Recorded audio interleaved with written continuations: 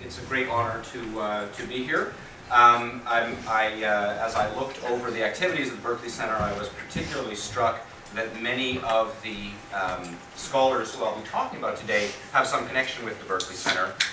This paper was actually inspired by reading the work of Charles Taylor, who I guess was here as a distinguished lecturer last year. I've also, in thinking through the ideas, been very much affected by the work of your Professor Casanova. Those of you who are familiar with his work will see my debt to him as I go along. I want to frame my discussion today around two paradoxes. The first paradox is an intellectual paradox, and it is that perhaps the most dominant theory in the sociology of religion, dominant but certainly controversial, secularization theory, is almost never mentioned in the literature on Chinese religion. And similarly, the case of China, a country with a not inconsequential history and of not inconsequential size, is ignored almost entirely in the theoretical literature on secularization, which is making claims, or has made claims, to be a universal theory.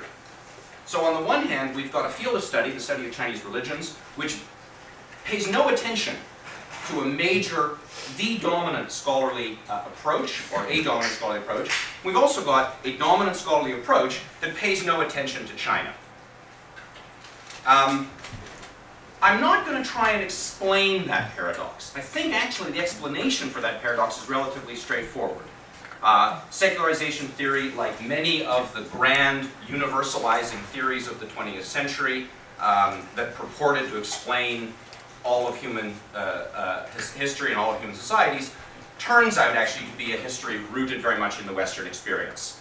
And then it was assumed that the Western experience could then be translated to other countries. So the explanation for this curious lack of conversation is relatively straightforward.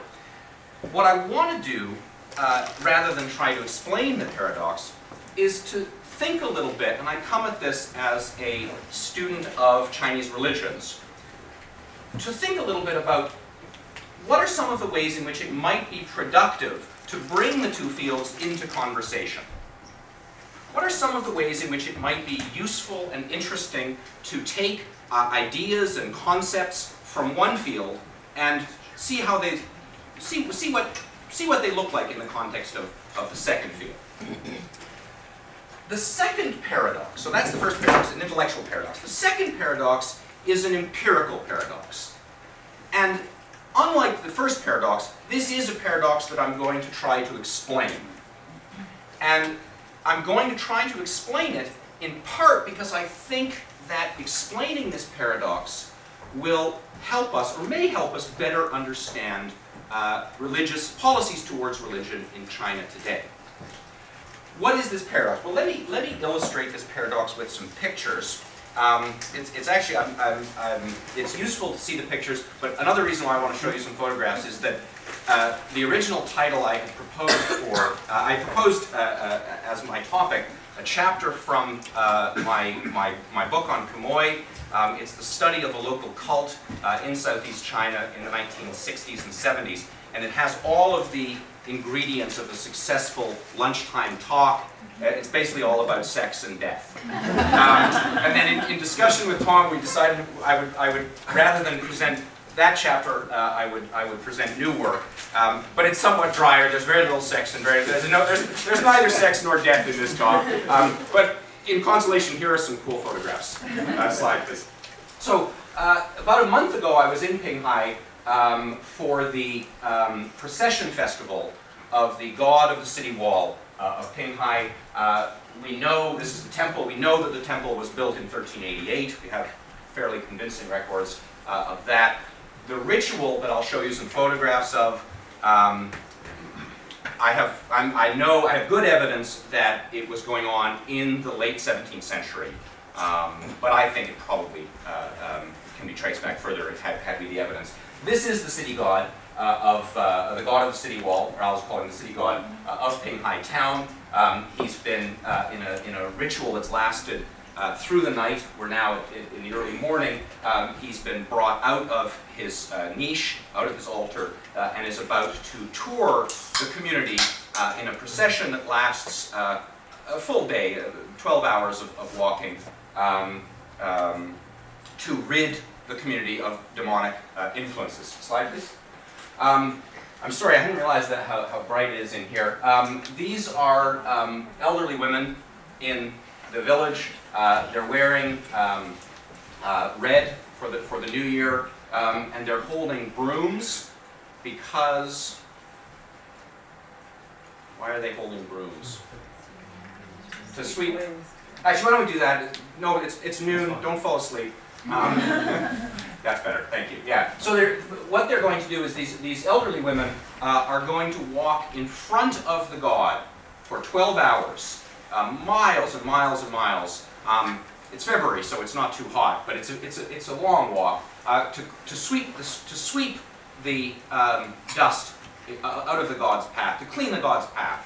Why are they doing this? They have made vows in the past and promised that if the god will cure their sick child, if the god will bring the fishing boat back from their husband's fishing boat back from sea, they will repay the god by engaging in this act of penitence of sweeping the streets. Slide, please. I'm not much of a photographer.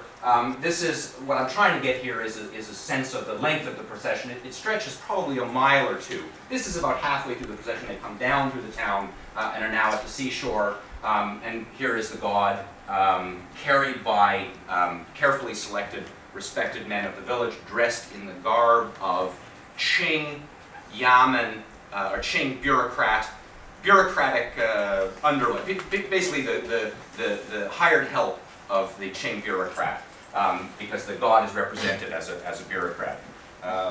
Slide, please.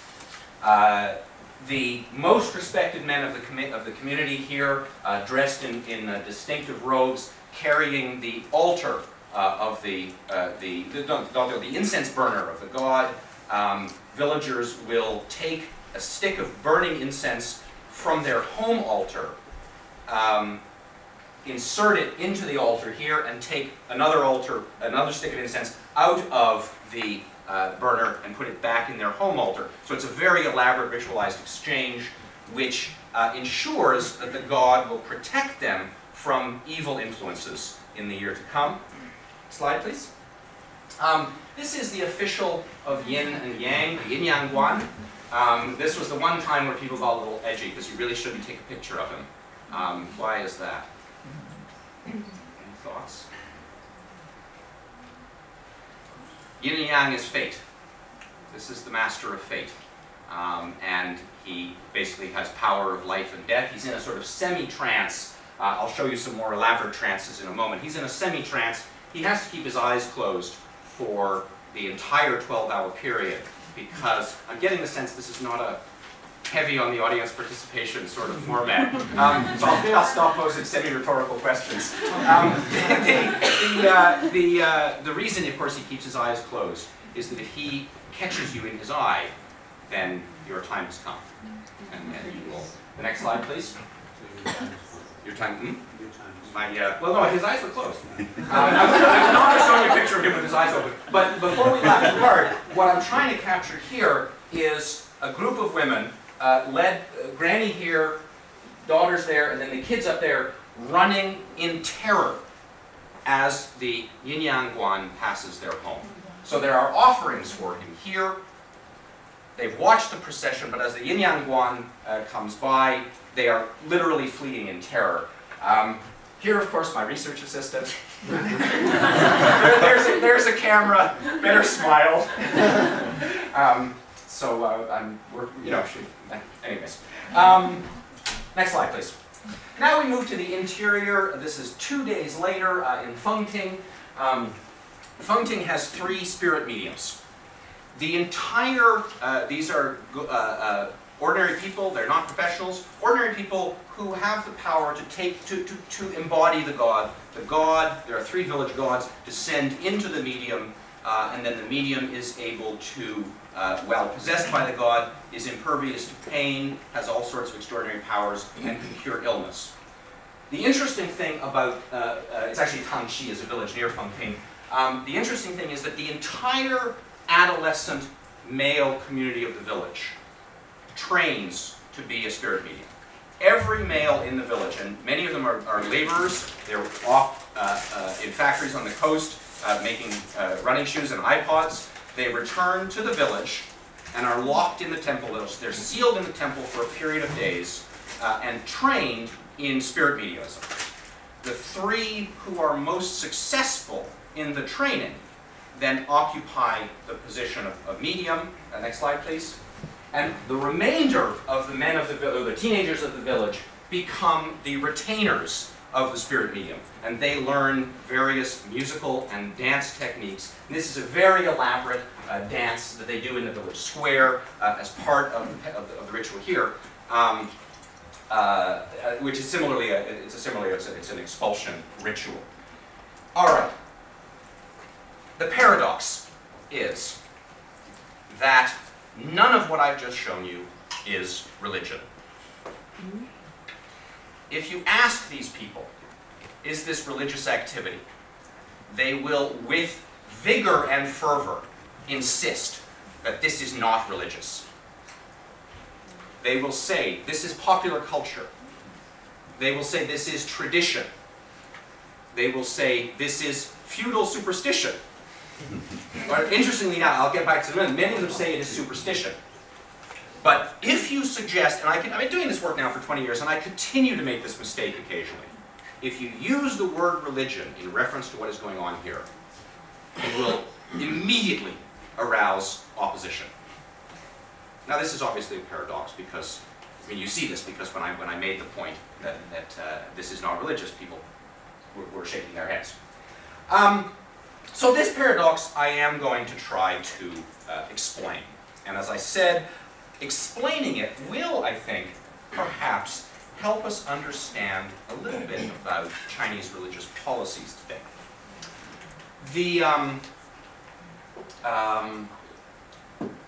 I'm going to take a break from slides for a while. Do you want the lights back up, or? Yeah? Thanks, Jack. The theme of the series in which I'm participating is religion and modernity in China.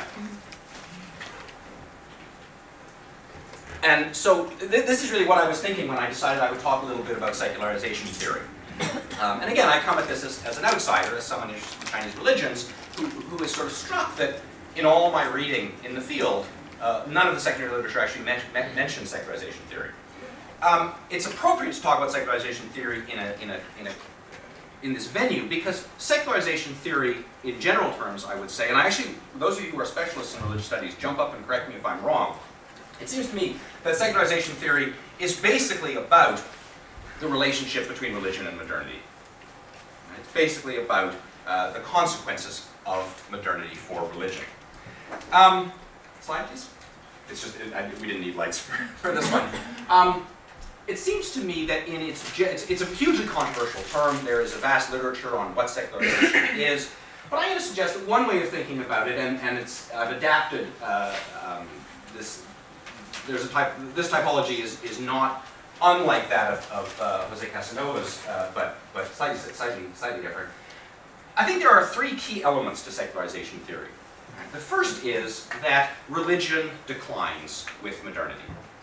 Right? The theory as it developed in the 1950s, and in fact, even earlier, we trace it back to the great founders of social sciences, Marx and Weber and Durkheim all agreed that modernity meant the end of religion.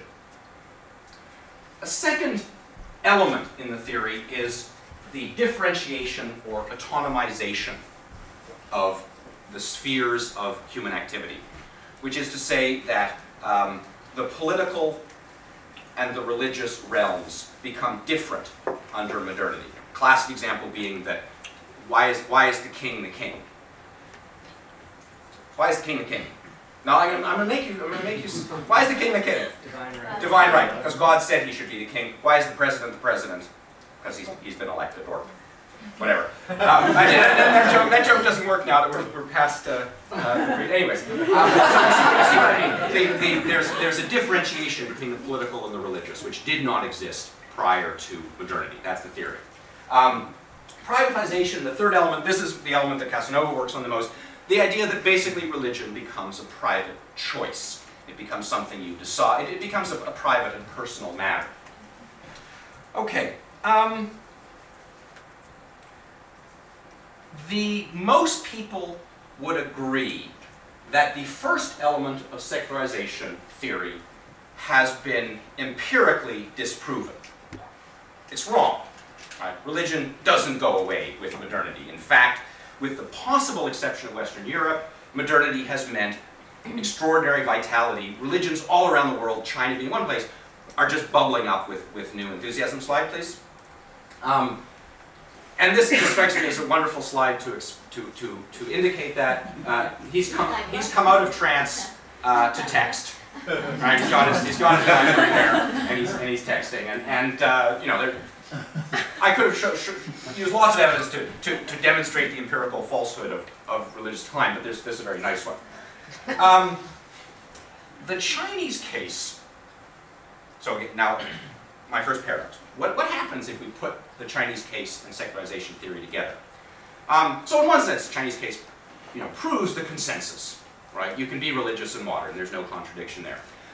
The Chinese case also, I think, is interesting because it suggests that much of the scholarly analysis of religion, especially the quantitative analysis of religion, basically misses the point. If you look at the sociological literature that tries to evaluate and assess levels of religiosity, it measures it in one of two ways. Right? It measures it in terms of connection to an institution, belonging. Do you belong to a church? Or it mentions it in terms of adherence to a set of ideas. Do you believe in a body of ideas, in a set of ideas? And so a lot of the literature suggests that in some places there is believing without belonging. Help me out, that's the European example. And the US is supposed to be belonging without belief? The other way around, that's right. The US is believing without belonging. There's very, very profound religious beliefs in the US, but relatively low church attendance. That's right? Well, more fluid boundaries. More fluid boundaries, okay. Across religious communities. The point that I'm getting to is that neither believing nor belonging really applies to temple worship of the kind that I've talked about here, which was, and I would say still is, the dominant form of religious experience for the vast majority of Chinese people in rural areas. These people do not belong to an institution. They do not subscribe to a set of ideas associated, or beliefs, or doctrines associated with texts. What they do is they participate. Next slide, please. One more. A little bit out of, okay, man, sorry, just go back. My slides are out of order. Oh no, sorry, go forward two and I'll make you jump. This is why it's harder. This is the jobs that everyone has to play in the ritual. They're amazing resources for analysis of Chinese religion. Basically, this is a census of the village. Participation in this ritual is essentially 100%. But on the sociological measures of believing or belonging, participation is zero. So the simple point I want to make is that for Chinese scholars, or scholars of Chinese religion, the statistics on religious activity are basically useless and basically meaningless, except to the extent that the numbers are going up. We know that. But the idea, so the larger sort of theoretical point that I would make here before moving on is that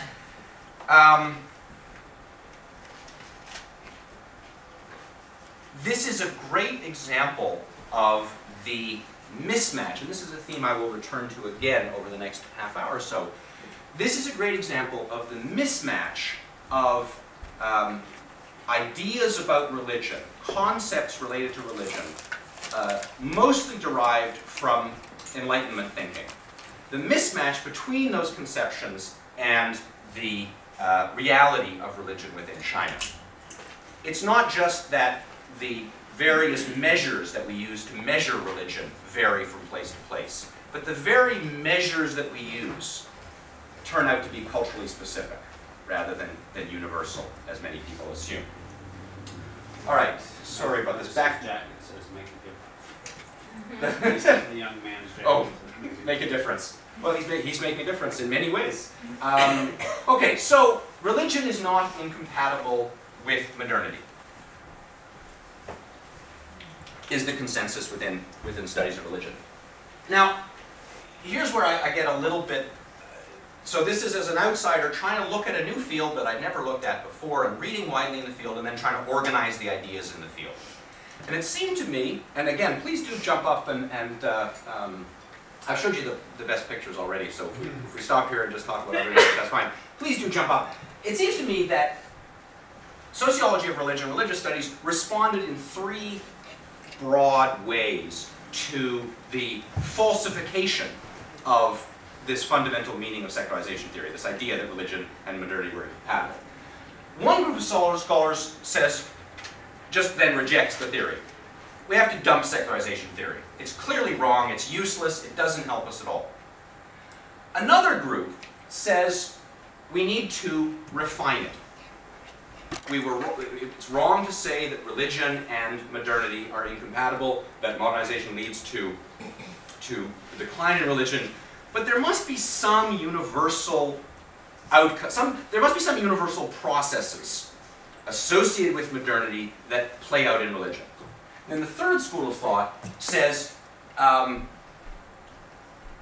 thing to do is to limit secularization theory and say, doesn't work for China, doesn't work for the US so well, but it does actually work reasonably well to explain the situation in Western Europe where the theory was generated. So it's not a universal theory, but it is a theory that is valid within specific limits.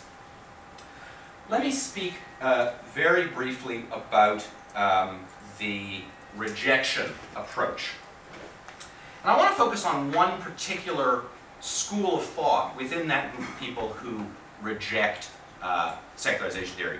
And that is scholars who work in the model of the religious economy or the religious marketplace. Right? This is a school that I think that the person I've been reading is Rodney Stark, and I think he's the leading light, but a lot of people adopt. Basically, it's for those of you who don't know, it's an attempt to apply rational choice theory to religion.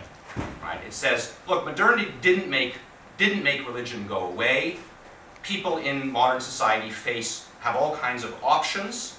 How do they make choices? How do they make their decisions? I'll be very interested. So it seems to me that when people like Stark reject secularization, he has the famous piece on this is called Secularization, Rest in Peace. They don't actually really reject secularization. What they're really doing is rejecting the idea of religious decline and accepting differentiation and privatization. They're basically just saying that religion doesn't decline. The Chinese case is really interesting to situate in. There is a scholar at Purdue who's trying to do it in contemporary China. The reason I say this is I think that one way of thinking about Rodney Stark would obviously be furious if I put him in a talk on secularization theory. But I think what he really is a post-secularization theorist, right? Because he's trying to respond to the challenges by saying we need to look at religious choice in a different way. The point I want to make very, very, very briefly is that I would say from the Song dynasty, which is a long time ago. Okay, now I'm throwing you slow balls and I'm getting nothing. 10th century. Yes. Yes, Howard, you have to be. I could be fun. 10th century to 13th century, 12th century.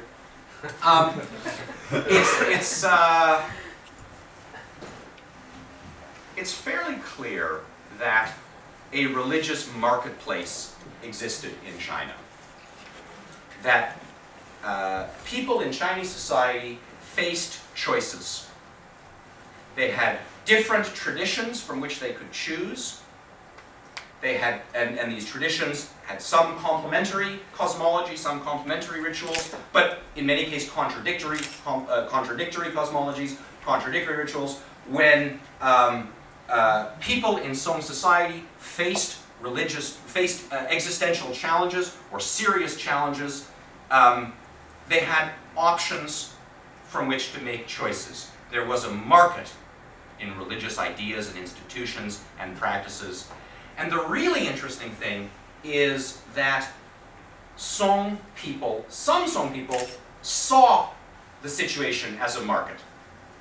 They explicitly described the context in which they lived as a religious marketplace.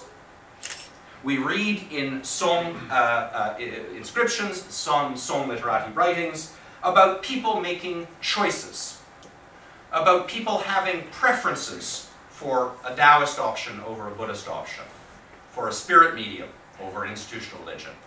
It's even more explicit because we see people talking about rates and prices and effectiveness. The Yijianzhi, the great, it's a magnificent collectiana of anecdotes relating to religious themes by a man called Szonyi, who lived in the late 12th century. Late 12th century. Tells the story of a Hangzhou Taoist. He practiced the rites, but was not an ordained priest. The people preferred him to the real Taoists because his rates were 1/3 of theirs. In other words, if you need rain, you need rituals for the dead, you can go with a class act, or you can go with this guy, he's cheaper. There was a drought in the late 12th century in Fuzhou, which actually is very close to where I was just showing you. A local gentryman hired a series of processions. At first Buddhist monks, then Taoists, then spirit mediums, and then groups of peasants to pray at the temple for rain. In other words, and I've been kind of extending the point because there's cool stories, the existence of a religious marketplace and the conception, so this is just one more example of how the Chinese invented everything, right? Rodney Stark thinks he came up with the idea of a religious marketplace. Every Song peasant knew about a religious marketplace. It's not a modern phenomenon. And I think it might be very interesting. And so the question that I have actually for you, and we can maybe talk about it in the question period if this is of interest to others, this is clearly a religious marketplace. The religious marketplace is often linked to pluralism. I'm not sure this is pluralism. But I bet looking at it would help us think about pluralism. All right, so much for the rejection. Let's look at the second set of responses, refining. And here I want to, sorry, if you could go forward one. There we go. So we talked a little bit about religious economy. Here I want to talk about differentiation and privatization. So again, just to remind you of the sort of tactic I'm using here, I'm taking arguments in secularization theory and asking, how do they look when we apply them to the material from China? Obviously there is differentiation in contemporary Chinese society. Hu Jintao does not go to the Temple of Heaven every year and pray, sorry, I'll put this another way. The successful harvest is not guaranteed by Hu Jintao's making offerings at the Temple of Heaven. As any of you who have been to China or seen these, there's a whole lot of ritualized behavior going on in Hu Jintao's life. He does a lot of rituals, but that's a whole other story. So, at a certain level, obviously there is differentiation, right? Hu Jintao's political functions don't really have a religious component. But I think it's useful, and this is really what I'll spend the next 10 minutes or so on. It's very useful, I think, to look at the history of that differentiation And here, I want to go back to the 19th century crisis in China, which was increasingly over the 19th and then into the 20th century seen by political and intellectual elites in China as a crisis of modernity. That China was weak, China was disunified, China was subject to foreign imperialism because it was not modern. And so the challenge for patriotic Chinese was to make China modern. Modernization, the problem was, modernization was seen very much as a matter of westernization. Right? China's problems of backwardness and so on were cast in Western terms, and the problem was a problem of getting China to get rid of all of its traditional backwardness and adopt the modern practices of the West. For people interested in, and this was of huge importance because if it wasn't done, I mean this, for those of you who know anything about Chinese history will know that if this wasn't accomplished, China would be finished. Right? China would lay abject and prone beneath the heavy boot of European imperialism, Western imperialism. For people interested in religion, so the point I'm trying to make is that the program of modernization and the commitment of modernization was a utopian commitment, a salvationist commitment that can usefully be thought of in religious terms. For people interested in religion, what did modernization mean? Modernization meant the transformation of religion along Western and especially Protestant lines. And in part, they were picking up these ideas from Protestant missionaries who were working in China in the late 19th and early 20th century. Over the last years of the 19th century and the first half of the 20th century, Chinese intellectual and political elites created a new category called religion. Zongjiao. It was not a category that there people are. It was not a category that existed in traditional Chinese thought. What were the characteristics of a religion? Religion involved, and again they were getting this from their understanding of Western religion. Religion meant belief in a supreme power. It meant an institutional framework, typically a hierarchical one. It meant professionalization, professional clergy. And it meant an agreed body of sacred texts.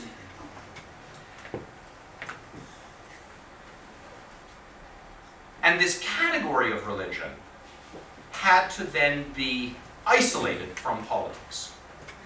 It had to find its own sphere where it was allowed to do its thing, but that was not allowed to influence the really important decisions that were being made. So the point I'm trying to make here is that differentiation in the Chinese case was not a kind of natural or latent process that happened as society modernized as a result of industrialization or political reform, commercialization or urbanization or whatever. Differentiation of the religious sphere in China, and I would suspect in most non-Western societies. I haven't really thought this through, but there's another issue that kind of interests me. And my thinking on this has been very much influenced by Talal Asad, a scholar of Middle Eastern societies, of Islam and secularization. For China, differentiation was a deliberate effort linked to national salvation. It was a deliberate process that political elites engaged in to save China.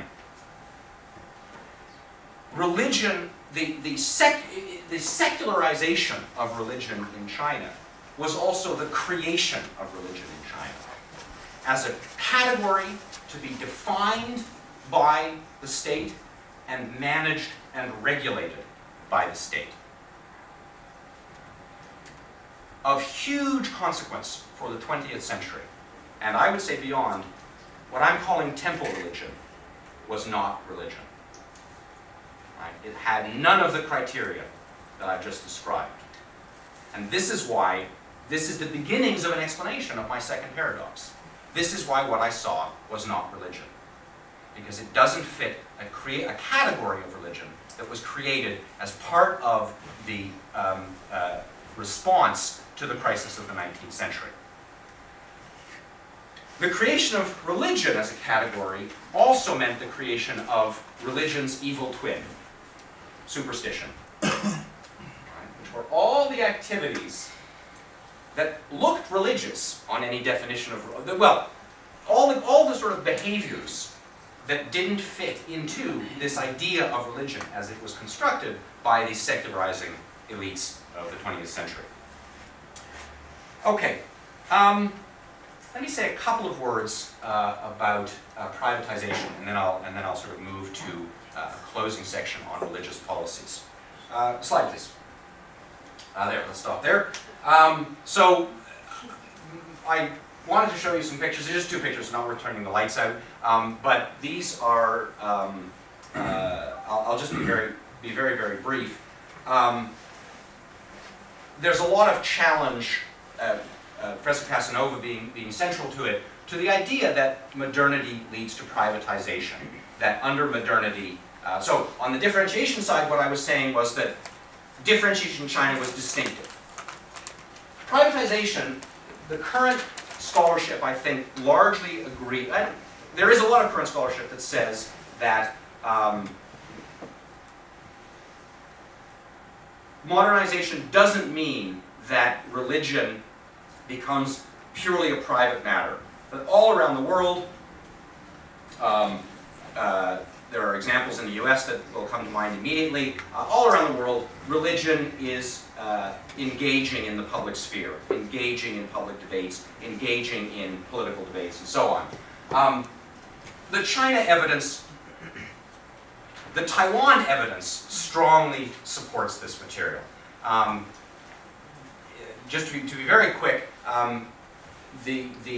especially since democratization in Taiwan, religious groups have repeatedly and actively mobilized and engaged in public issues.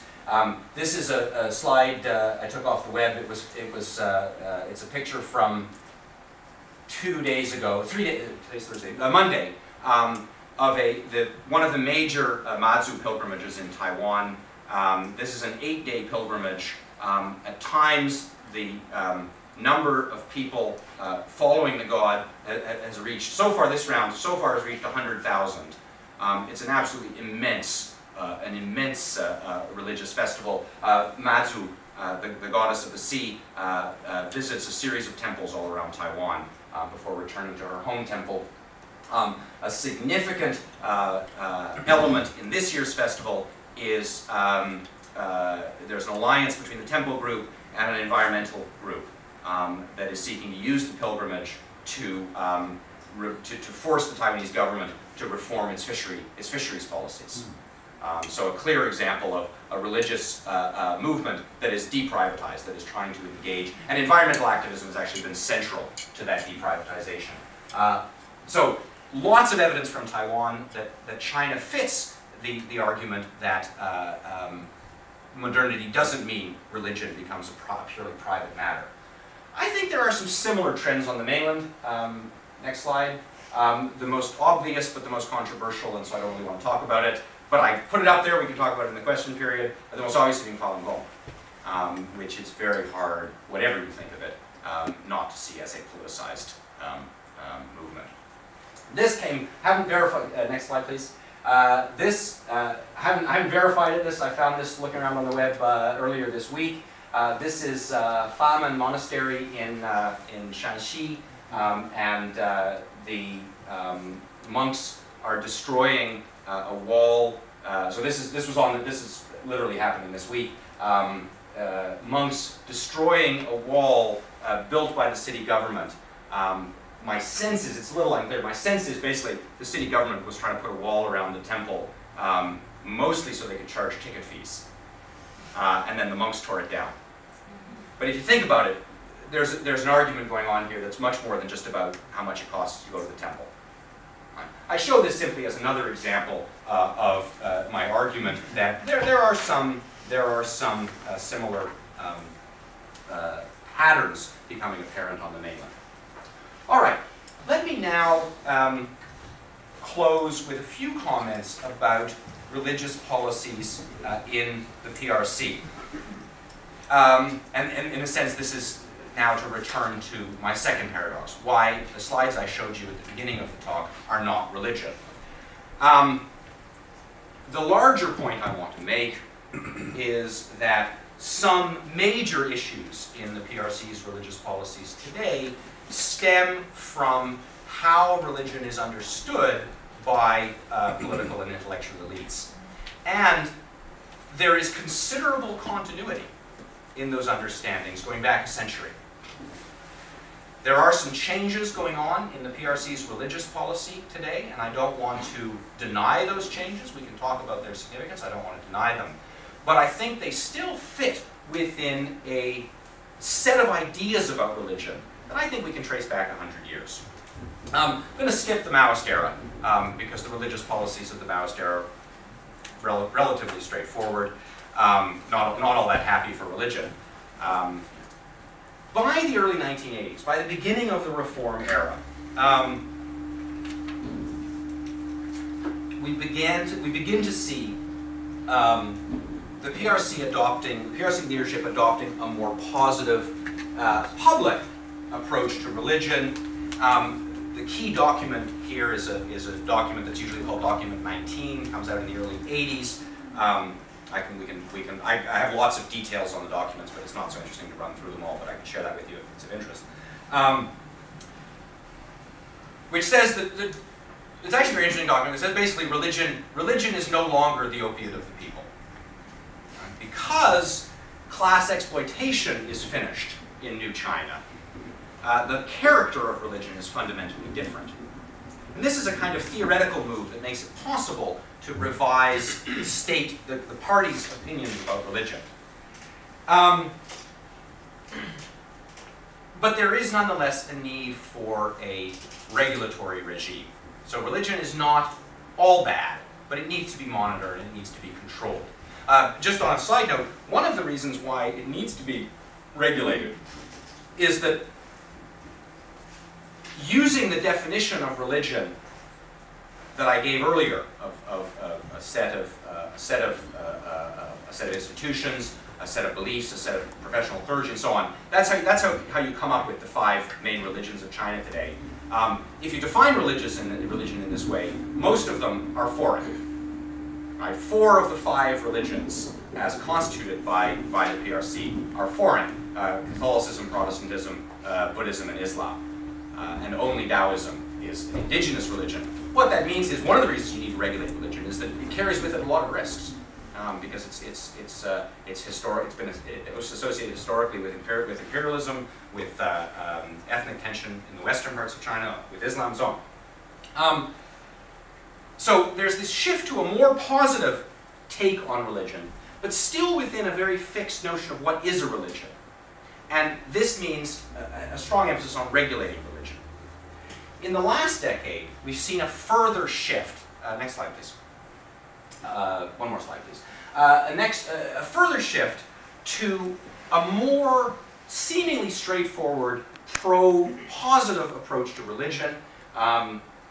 Indeed, since about 2005, we've seen documents coming out of the Central Committee, the Communist Party Central Committee, that suggest that religion should play a positive role in building a harmonious society. This is the main, one of the main agendas of the current leadership is the construction of a harmonious society, and religion can contribute to it. I found this, this is Minister Ye Xiaowen. He's the director of the State Administration of Religious Affairs. Many of you in the room, some of you have met him. Certainly many of you have seen him because he's been here repeatedly. And actually in an article he wrote in 2008, he sums up this transition very nicely. About the differing, the changing party approach to religion. One thing that isn't really captured here, though, is that Ye's position, and I think the position of the leadership, continues to be linked to this ongoing effort to build a secular nation state. Since the 19th century, Chinese elites have seen religion as fundamentally subservient to the state, have seen the interests of religion as ultimately compatible with the interests of the state. So that when religion seems to be behaving in ways that are not in the interests of the state, that's not religion. Right?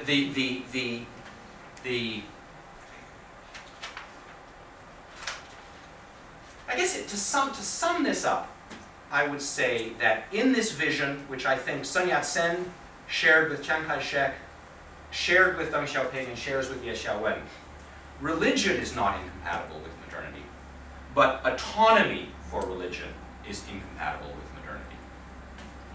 That is, religion has a place in modernity, but it is a place that is determined by the political order. That politics ultimately decides the appropriate space for religion. All right, some concluding remarks now coming out of this. This has some interesting, I would say, some fascinating implications for, first of all, religious adherence. The first is, and this is now to give some closure to my second paradox. I just find it very interesting as a sociological or a social phenomenon that many people in China, who I think are unquestionably religious adherents or religious participants, have internalized this definition of religion, and therefore they think what they're doing isn't religion. Which is why these people in Qinghai kept saying, it's not religion, it's not religion, it's not religion. Because they want to see, they know what religion is, and they know that what they're doing isn't religion. And you begin to now hear this wonderful line that I'm hearing more and more when I talk to older people. I don't believe in religion. I believe in superstition. Right? The state model of religion has now been internalized, even by the religious practitioners themselves. The second interesting social phenomenon is that, and this comes back to my issue about the statistics, there are religions, and there is freedom of religion in China, and people who subscribe to the 5 religions have certain guarantees under the Constitution. There are banned quasi-religious organizations in China. They're usually called evil cults. There is this vast expanse in the middle of gray. And that's where most Chinese people live. And I think that's really interesting. That's a really interesting social phenomenon. Couple of last words. So, what I tried to do again, to just step back, I tried to suggest that it actually can be kind of interesting and productive to try and take the Chinese data and situate it in relation to secularization theory. I'm not going to restate all the conclusions. Those of you who are taking notes have them. I'm going to publish an article on this soon. My point is that there's interesting things for people who work on secularization. There's also interesting things for people who work on China.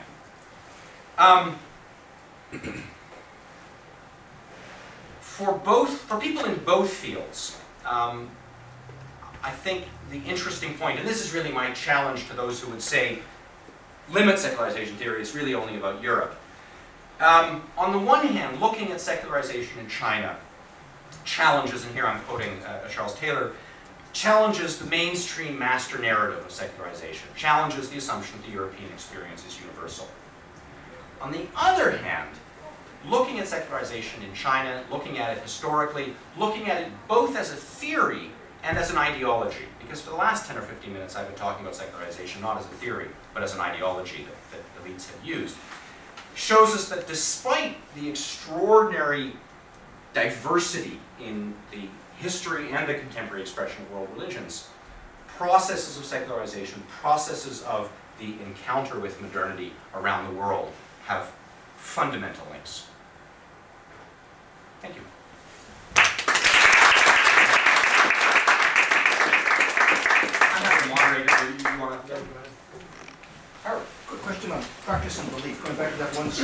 showed of the people running in terror when the yin yang god goes through, is that real, judges, is that real terror, or is that socially expected, we're expected to run away, or really afraid, or what's... This was why the research assistant got me so mad. Oh. They were running in terror. They were running in terror.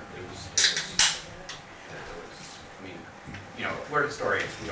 We don't truck in this kind of, but it looked genuine to me. Okay. It's not. I mean, one could argue, of course, all belief is socially constructed. They're not play acting. Okay. Which I think is sort of what you're asking. Yeah. They're not play acting. Yes. I was hoping you might be able to talk a little bit more about the sort of organization of these activities.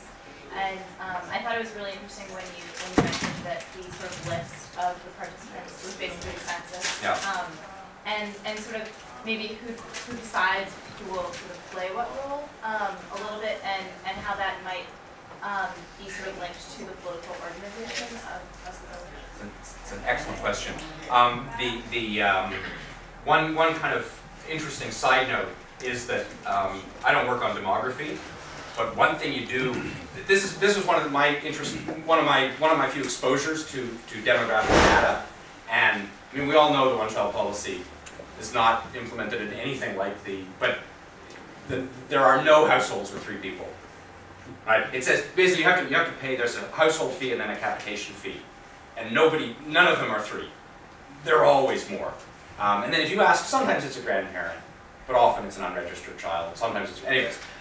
Organization activity is absolutely fascinating, but I'm not going to give you.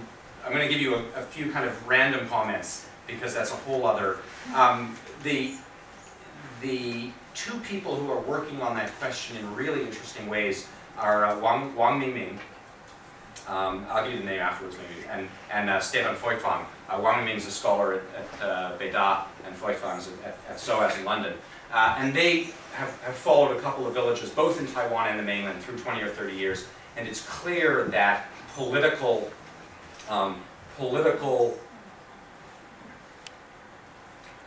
leadership is expressed in part through participation and leadership in the rituals. 2 or 3 random comments. The first is that I'm a historian, so I'm always looking for shifts. There's a very interesting shift that happens as these, and we were talking about this earlier, this is now a generation old in Fujian. They've been doing this now for 20, 30 years. Probably less, 10 years in the north, 10 years in the west. There's an interesting shift in leadership away from women. Right? It's often women who lead the revival of the temple. And then once people realize that temple leadership is a valuable political resource, they take it away from women. Who decides leadership? Well, the god decides. Right? They bapwe, they divine. They drop divining sticks, and that decides who the leadership is. It's often considerable financial investment is required to take a position of leadership, so that rules out a lot of people.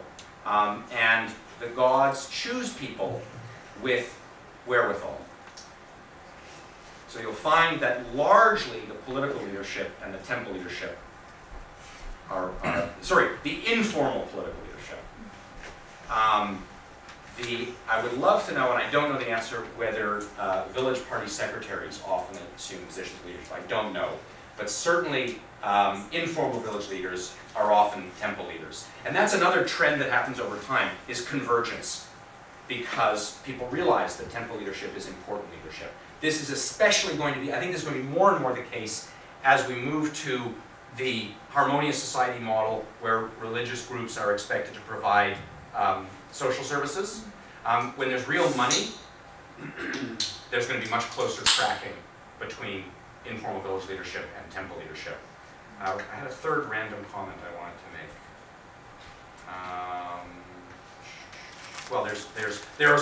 The other thing that I find quite interesting is the revival of traditional forms of organization that are reinserted into temple organization. So I work on an area where lineages are really important. And kinship organizations and groups are once again important in deciding who gets, so when they figure out how many how many, I had the slide of the 5 village elders. How many elders should there be?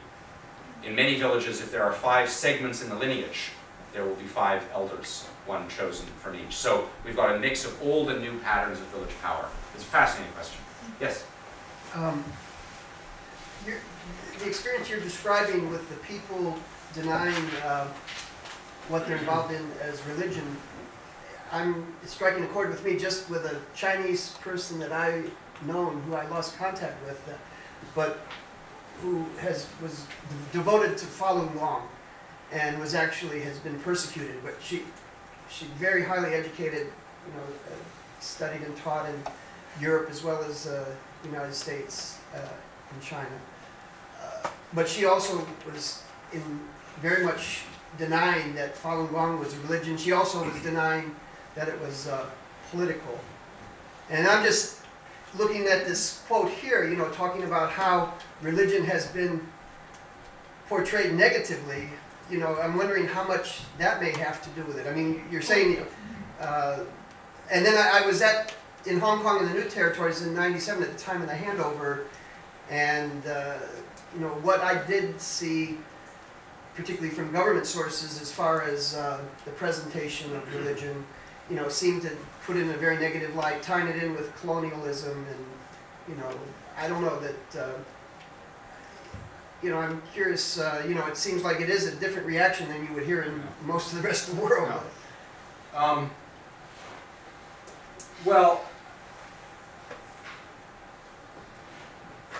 I didn't talk about Falun Gong for a reason, obviously, in any detail. What I showed you here, I would argue, again, as a non-specialist, when I started working on this field, when I started thinking about this question, I went to a bunch of textbooks in religious studies and read the definitions of religion. And there's functional definitions, and there's substantive definitions, and there's broad and there's narrow definitions. But on any of the scholarly definitions, this is religion. Right? So the interesting thing then is the disjuncture between the popular conception of religion and the scholarly conception. And the popular conception is clearly a top-down. They've accepted the official version of religion. Now, when Ye is talking about the change, he's not saying Falun Gong is not in religion here. Temple worship is not in religion. He's talking about institutional religion. What links, I think, your question and the broad argument that I was trying to make here is that the power to determine what is religion is not something that the state is yielding on. And this, I would agree, but I don't know enough about the rest of the world. My sense is there is something distinctive about the Chinese case. Although having said that, there's lots of debates in Europe about. There's debates in France about what the what the domains of religion are. Maybe China is not so distinctive. It actually works better for my argument if it's not. Let me get a couple of you, Jeff, and then. So you just concluded, and your presentation concluded that secularization theory in China isn't a question so much of interaction of modernity and religion, but of politics and religion. Yeah. And that's how it's defined. But I wanted to ask you, how would you define the rise of religion in China, post-reform and opening? I mean, because I guess during the Mao era, the state didn't allow any sort of religion or spirituality. Yes, that's what Ye's talking about here, yeah. And then, but I'm not sure that state sponsorship came first, in 1979, the 80s and 90s. I'm wondering maybe if there was more of a grassroots bubbling up. I mean, for example, I'm not sure.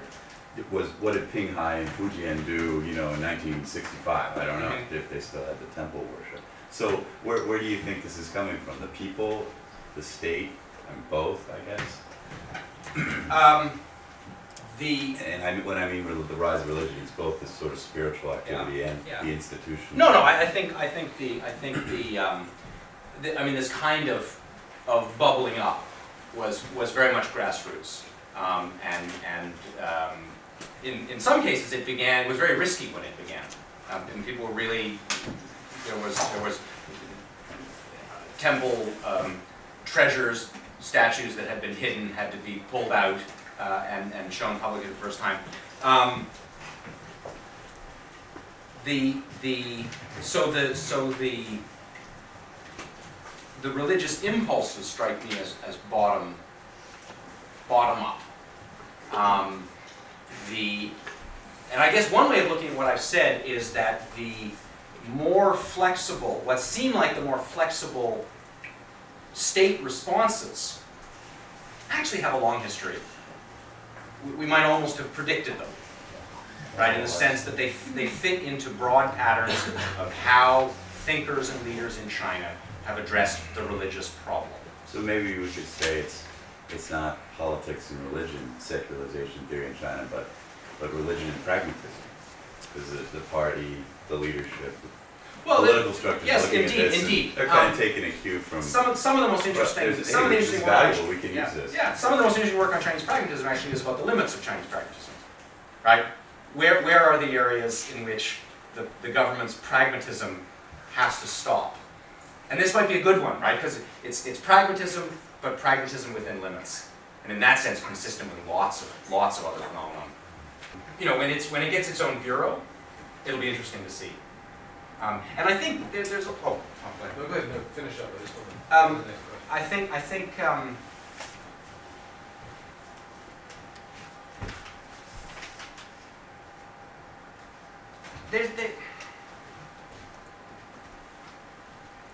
in the scholarly community, I mean, I remember I started studying this in the early 90s, and mostly among historians. I mean, those are people I was encountering.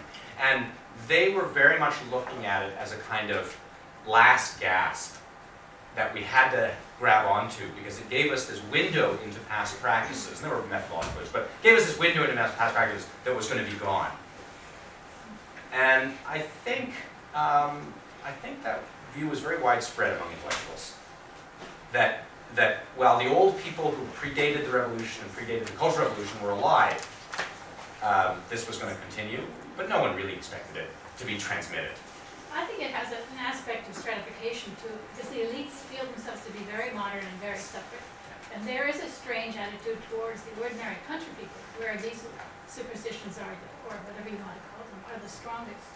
Yeah, that's quite right. And that actually comes back, I think, to one of Jeff's comments, that the urban revival of religion and the rural revival of religion are in some ways very different. The huge spread of urban Christianity has a lot to do with cosmopolitanism, right? And that's not what's going on here. Mei Feiying actually will argue the opposite next week. She will tell you that what's going on here is part of a new transnationalism. But anyways, Tom. Yeah, I wanted to also approach this distinction between religion and spirituality or temple worship or superstition from another angle, and that's going back to some of your field work in the villages you showed us, for example. Do people, in some sense, participate, or do some people participate in both worlds, temple worship and one or more of these official religions, at the individual level, but also within communities? Can you say anything about what you've observed about the coexistence or parallel interpenetration, if it exists, between communities in small villages and towns like this? Well, you invite a historian to get a historical answer.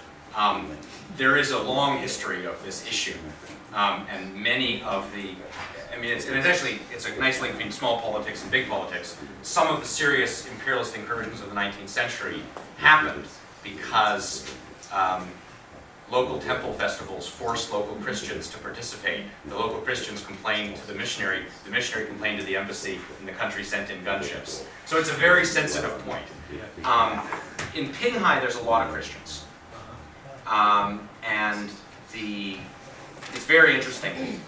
They pay the money they need to pay, but will not take a role in the ritual. Are they part of the census? They're part of the census, so their name goes up on the board. They pay their fee, but they don't necessarily participate in the parade. But having said that, I think, and this I think is probably one of the really interesting areas of research for Christianity in China. We talked about this a little bit, is the way Christianity has become indigenous religion. And so the flexibility with which you can approach Buddhism or Taoism also extends to Christianity. And I think the house I stayed in, when I was in Fengting, they were big supporters of the ritual. The man had a low-level leadership role. But the house was everywhere decorated with this really lurid Christian imagery. You get tunnel vision when you're in the field, and so I didn't pursue it. But there wasn't this there didn't seem to be any sort of contradiction that some members of the house obviously saw themselves as believing in Christianity, but yet the household was still participating. Just because that's often set up as a distinction between China or East Asia and the United States and Europe. The ability of people to be part of, participate in different traditions, and not see contradictions. Yeah. You hadn't touched on it, so that helps. Oh, that's interesting. Yes, and then?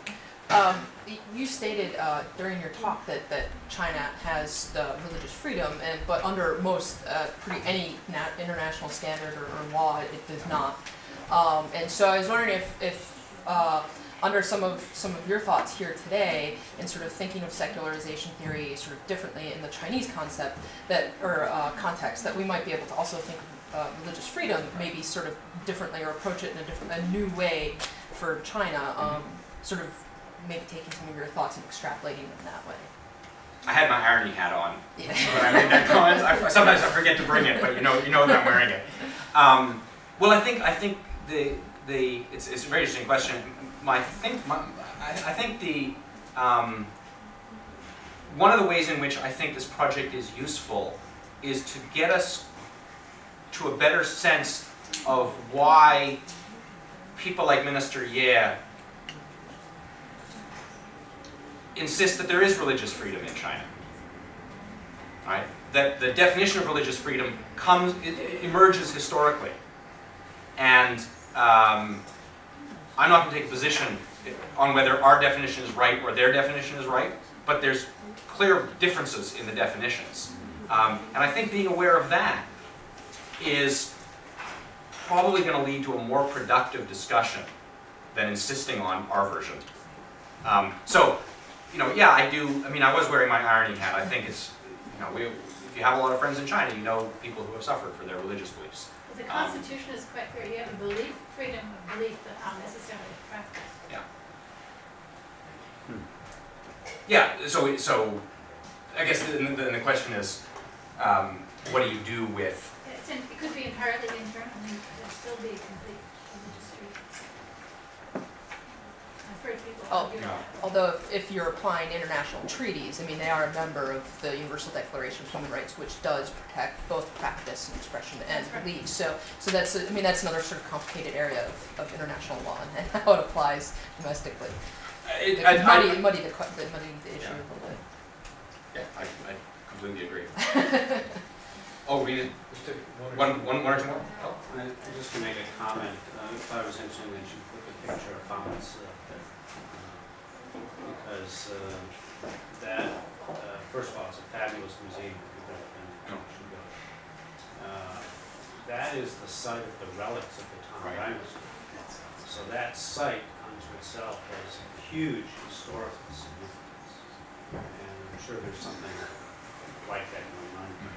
But what you'll also notice in Shanxi province and other places is the huge reappearance of the Catholic Church. Yes. This is not an urban issue. And President DeJoy and I just traveled through Jiangxi and Hubei. The number of churches that you see in the countryside is incredible. It truly is eye-opening. Something's going on. Superstition, you never really use the word which Tom just used, spirituality. I think that's, personally, I think what's going on. See, the last point I would just make is there clearly is a political schism with the Vatican, but the Catholic Church in China is booming. I was just at Mass 2 weeks ago at St. Joseph's, and there were 3 foreigners there, and clearly over 1,000 people. And people holding hands, Pope Benedict's pictures up. I mean, something's going on here. And I do think it takes not being stuck on definitions. It's time to understand, try to understand what's going on. Can I just say one thing? I had an archaeology project in Penang for a long time in the 90s. When I first got there, there was a steeple in every village.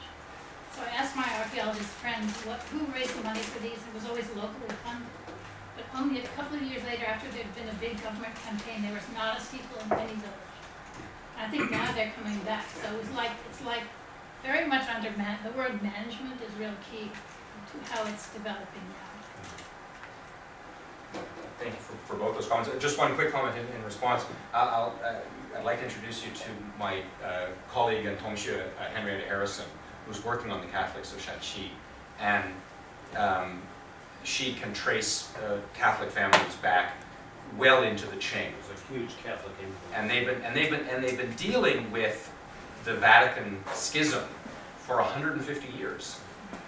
In the late 19th century, these villagers sent the missionary packing because they wanted their own priest. So these are rooted in some issues that run very deep.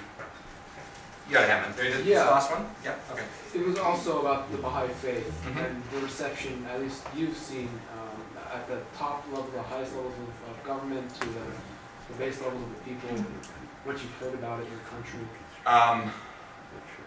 Because it does pose somewhat of a theological conundrum to the official leaders of the state.